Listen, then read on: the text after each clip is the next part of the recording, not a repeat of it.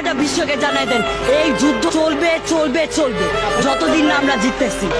স্টুডেন্টদের গায়ে হাত দাও, 5-6 জন স্টুডেন্ট মারা, এসব মেয়েরা কি পাইছে? এবার তার থেকেও বেশি জিনিস আমি দেখাবো। আমার কিচ্ছু হবে না।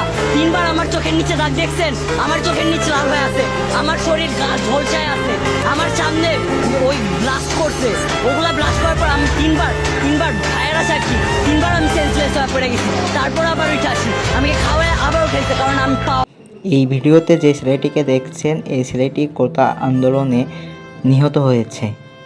ছেলেটি আন্দোলন করছিল ঢাকায়। ওই সময় পুলিশের গুলিতে ছেলেটি নিহত হয়। ছেলেটির মৃত্যুতে আমরা সবাই শোকাহত। আল্লাহর কাছে দোয়া করি আল্লাহ যেন তাকে শহীদের মর্যাদা দেয় এবং আল্লাহ তাকে ভেস্তে নসিব করুন, আমিন। আর তার পরিবারের সদস্যকে আল্লাহ যেন ধৈর্য দ্বারা তৌফিক দান করে।